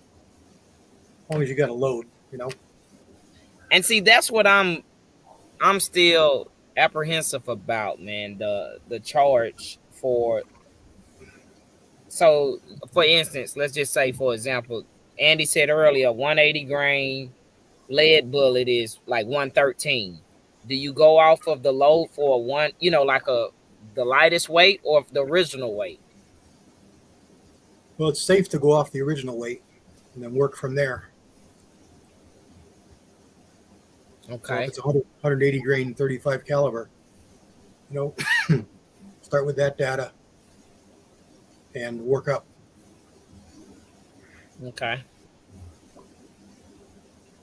Because obviously, if you go with whatever a 180 is going to be, 110, you go with 110 grain data, you're going to get a lot more powder, so a lot more potential for a problem when you already know it's a much longer bullet. So powder capacity is going to be reduced, which is going to raise pressures. So you're safer going with the full weight of a lead bullet and then working up.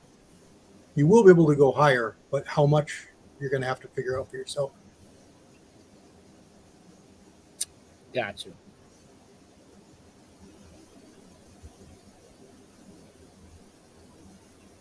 So we need your guys' help. We need to get in touch with Christopher Winslet. If any of you guys know him or know how to get in touch with him, please email us, get him to email us at georgiashootingconnection@gmail.com. So Andy uses quick loads. Floridian's got a good question out there about bow hunting. Floridian, I say fixed blade, man. Always fixed blade. I don't like the hypodermics. I do not like the expanded broadheads. I've seen so many fail over the years. Um, it has been something that has been a debate between bow hunters for the longest time. But I will tell you, man, there are some really good fixed blades out there. I like the G5s. Those work awesome. They fly great. Uh, yeah, those are my go-tos right there. G5s.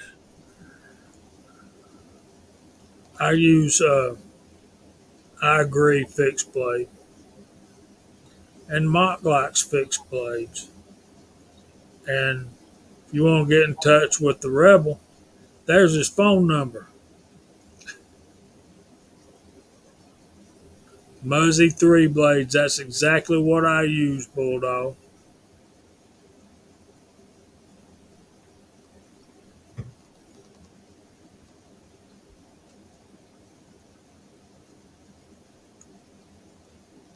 Mark says he likes the expanders.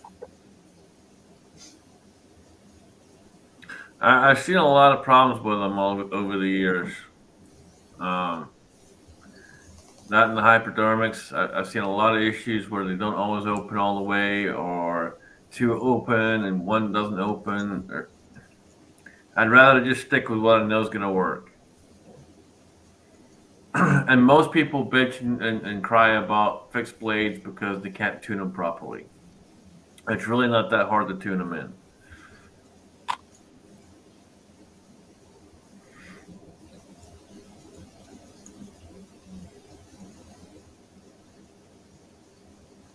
There's just some advice from somebody that's done it. Drew Bradley says butchers hate the expanders too.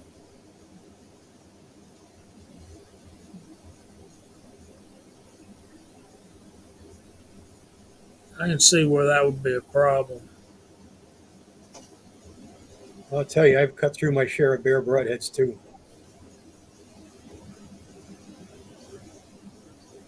Wikis, bears. Back before there was such a thing as an expandable.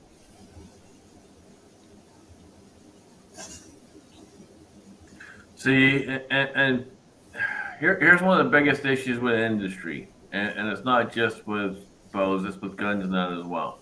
You have all those TV shows out there, all these people pushing this product, pushing that product, and they're pushing it because they're paid people. They're paid. See, Sorry, go ahead, Jamie. that's why I quit watching hunting shows. I started watching them to help learn techniques about how to kill deer. Well, it don't take but about a week of watching these things. Do you realize they've got one function, and that's to sell the stuff that people are paying them to push? Back when I first started watching one uh, bow hunting show in particular, um, they were not like that. They were great. Then they started growing, and the more they grew, the more sponsors they got. And once they had enough sponsors, that's all it was. Every 5 minutes was ads. Well, you get out there, you watching the guys going out on their hunt, and Instead of hunting, they're running down a list of everything they're doing. They're using, and right, then when they get the kill, they're like, "Oh, I got it because of this. If I didn't have this, I would never have got it." exactly. Yeah, And it's see, ridiculous. it's the hunting shows turned into a to the post race NASCAR interview, right? This Budweiser Ford with the Goodyear tires and the Coca-Cola M&Ms and It, all it, that. it's ridiculous, man. Uh, yeah, it's exactly it. Idaho Rogers is right. An hour-long hunting show with a 59-minute-long commercial, pretty much. That's exactly right. Good night, Um, Henry. Floridian's asking, what's the maximum range you would shoot a bow if I'm hunting? Floridian, I probably wouldn't go past 70. That's just me. I can shoot a bow pretty dang far, but I would never hunt past probably about 70 yards. I Just would not. because I would. I want that ethical kill. I don't want it to hurt the animal and lose the animal.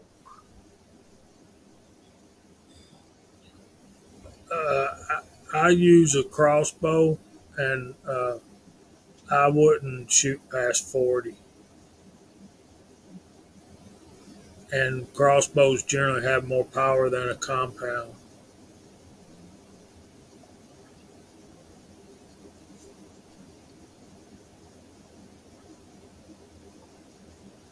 Yeah, and it all kind of depends on your skill level as far as going with a bow, whether it be compound or and all that. It really comes down to your skill level, how comfortable you feel. But for me, ethically, I wouldn't take a shot past 70 yards.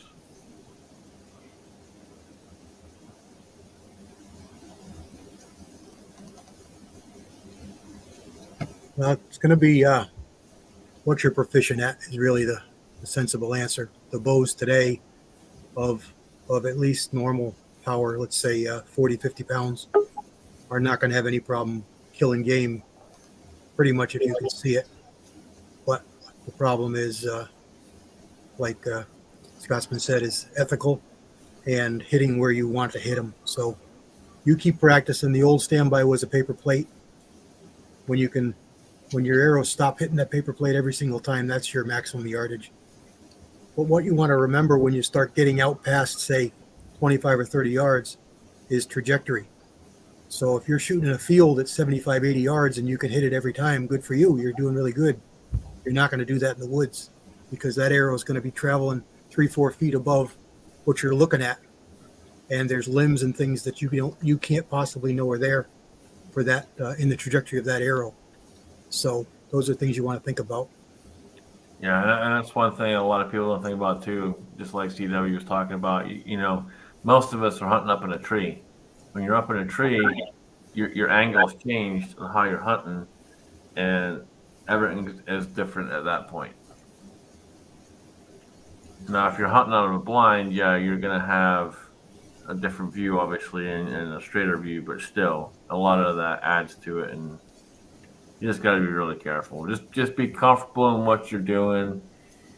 Be ethical in what you're doing. Don't take a shot if you don't think you're going to be able to actually get the kill, because there's nothing worse than taking a shot, hitting the deer in the back or whatever, and that deer takes off and you can never find it.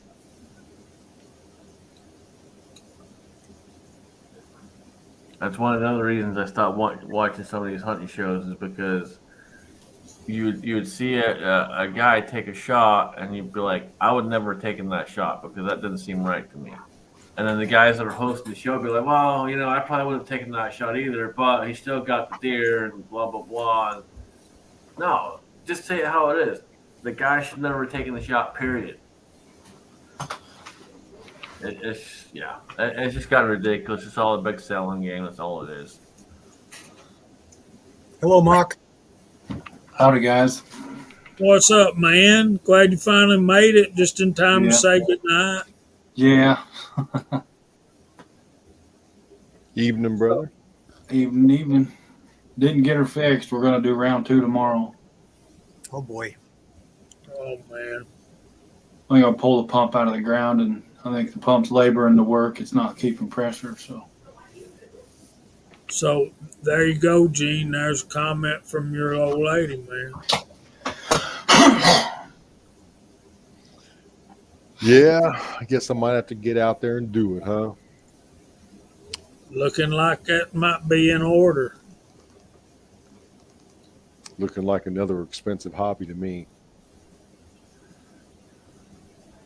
Means you got to give something up. You got to give and take. It's a give and take. Yep. Good advice, James. Good advice. Yep. This is the thing, though. Somebody said they were Tommy Boy. Most of those shows are canned hunts. Right. There are most of them are on places where you pay to go hunt, and they are there in exchange for the promotion of that ranch being on the show. Yep. So even the place they're hunting is a commercial.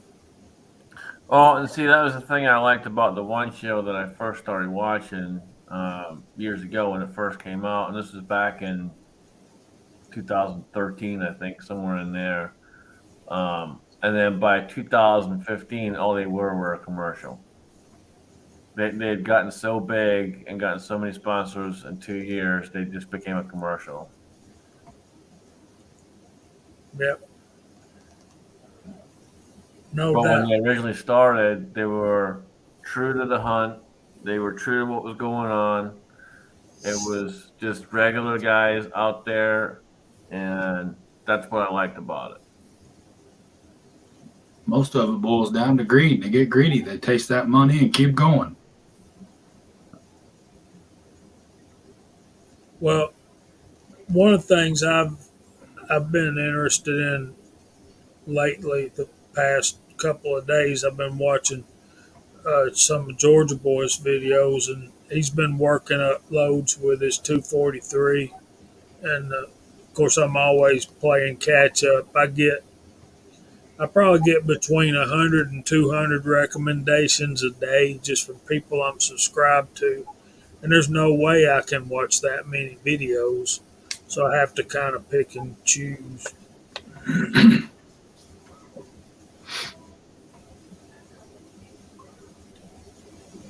Good evening, 67 Rebel SSTAMC. Oh man.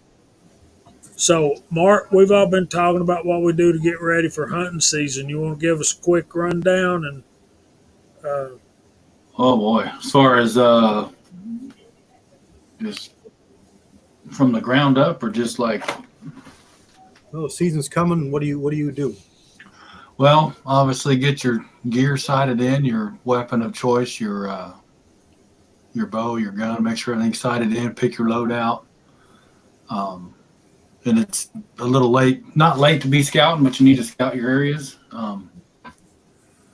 My gear's in a tote and in a scent in a scent-free bag. I'm heading down. Well, the water issues got me. I was going down to the property today to set up some stands and get ready, but I'll have to postpone that. Yeah, there's a lot of preparation, but once you get some of that preparation done, like Gene was saying a minute ago, it's another rabbit hole, but you're halfway there with your equipment. You just need some camos. I don't know. That's a good question. I haven't had time to think about it. I got the muzzleloader prepped for muzzleloader season. I've been shooting the bow. I'm real confident out to 40 yards with a good setup there. Yeah, just that's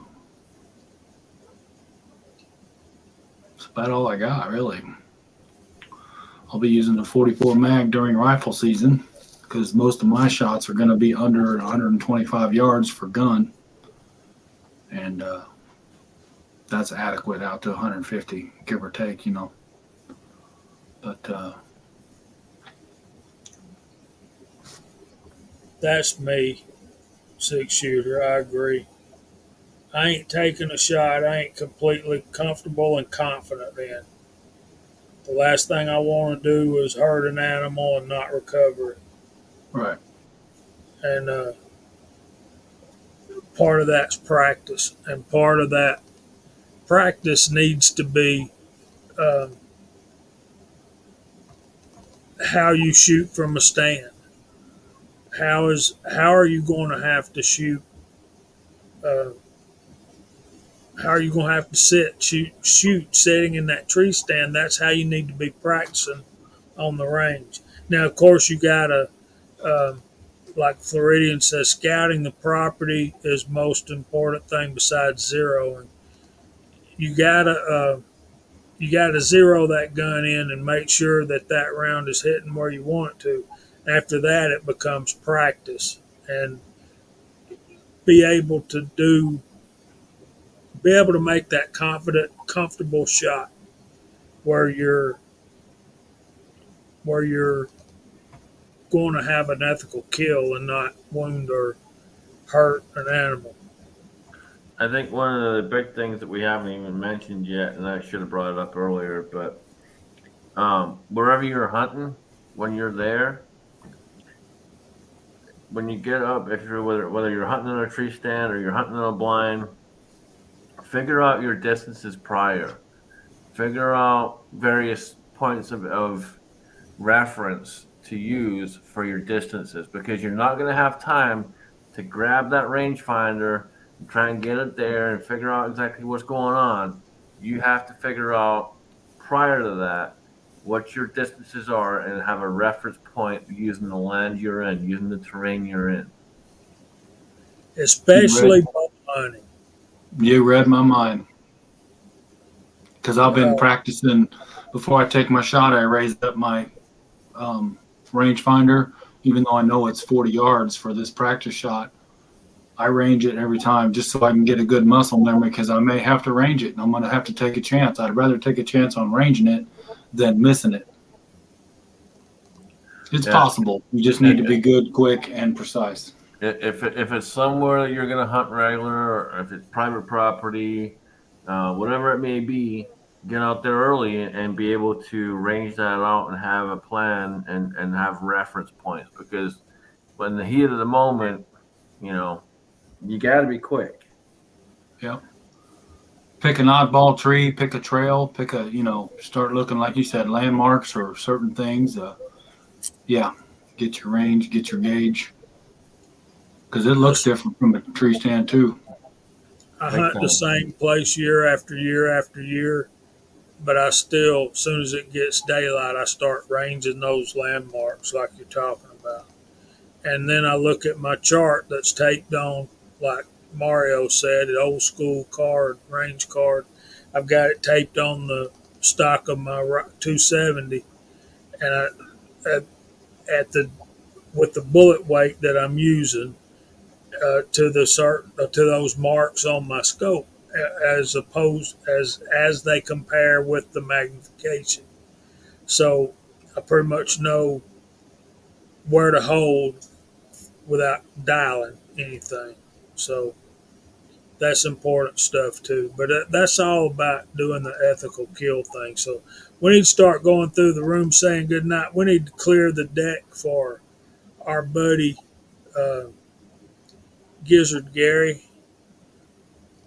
Yeah, that was on my video 6 shooter. If you the video I did for CW, uh, I didn't go into depth about it, but maybe I should. Anyway, let's start going through the room and we'll say goodnight and let Gizzard have the floor. I'll go first. Hey, side chat. Thanks for being here for another Friday night Georgia Shooting Connection. I don't have much planned. I'm gonna get some rest this week, man. But we appreciate y'all being here, hanging with us, and thanks for everybody again for the Willie giveaway help donation. I appreciate all y'all from the bottom of my heart, and definitely, I'm sure Willie's family will too, and Willie. So, uh, everyone have a great weekend, and that is it for me. Hot Pot, what you got going on this weekend, brother? Well, everything you said, and just some work tomorrow, shoot Sunday. Hey, thanks for having me on. Greatly appreciate it. Side chat's been popping out there tonight. Panel's always great, and I got some schooling on. That's all I got. What about you, Scotsman? Yep. Just to reiterate, guys, the last weekend was an awesome weekend. We gave away a lot of stuff. We had a lot of fun. We had 2 great chats, and you guys all came together and were phenomenal, absolutely phenomenal. The biggest thing that we can take away from that is the amount of help that you provided to Willie's family. So for that, we thank you. Big time, big time. And I will be getting some of the stuff out tomorrow, hopefully. 6-shooter, I got your box packed up, and I got some other stuff going out too. So hopefully we'll get all that stuff out tomorrow. But other than that, man, I'm going to be like Chico, man. I'm going to be rationing up. It's been a heck of a week. Other than that, that's pretty much all I got. CW, how you doing, man? Pretty good. Pretty good. Not much going on with me. I got a whole bunch of ideas for videos, and I'm starting to get to the point where I can probably start doing a video or two. I was talking with Mike up there in Canada, and we got an idea. So his video is probably dropping now or shortly. So take a look over at Mike's channel for a new series we thought we might start. Thanks to all the side chat, and thanks again to everybody for all the well wishes with my my health issues. I'm doing much better. I'm feeling much better. Still got a road ahead of me. Still can't do a whole lot of things. Still fatigued pretty easy, but I'm able to do more and more, and it's feeling pretty good. Most of my major serious pain is behind me, but they beat the heck out of you when you do this surgery. I'll tell you, I got bruises popping. I didn't know I were affected with heart surgery. Yellow spots all over me from the healing, but I'll get through it. What don't kill you makes you stronger, and I ought to be damn near bulletproof pretty soon. Kyle, you with us? All right, Mark, what you got going on?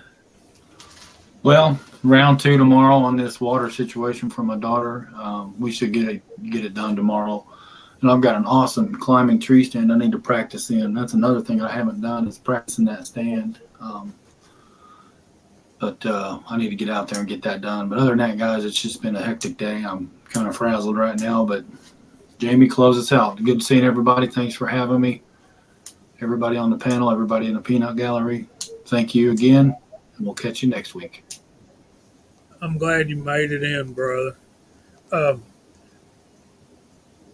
CW does sound a lot better. And Hobbies Hobo, it is hunting season. Let's see your knives. There's a new thing out there.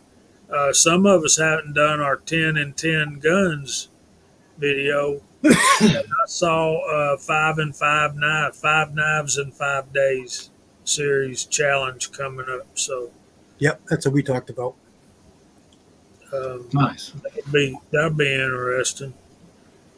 But yeah, man, I'm wanting to do a series of videos refinishing an old Stevens double barrel 16 gauge shotgun side by side, and I'm gonna try to get that first video out this week, which probably means it'll be a month. So, No. y'all, thanks for being here tonight. We had 60 or so for a while this evening, and like Scotsman said, y'all never comprehend how much we appreciate the way you support us and the things you do for each other and the way you take care of your own. Dead right there, baby. That's what I'm talking about.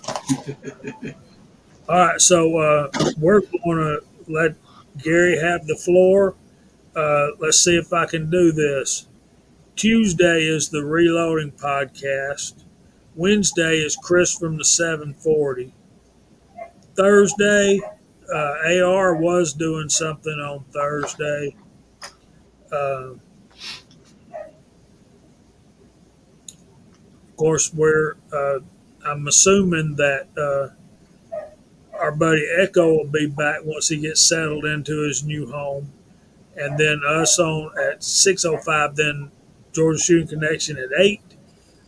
Saturday night, 6 o'clock is G23, 8 o'clock Uncle Jim. Sunday night at 7 o'clock, foreign and domestic on the Scottish American channel with Mr. Allenby Pro and other suspects. Y'all have a great weekend. Thanks for being here. We hope God blesses you all real good. And if He's willing, we'll see you next Friday night at 8 o'clock. Say good night, y'all.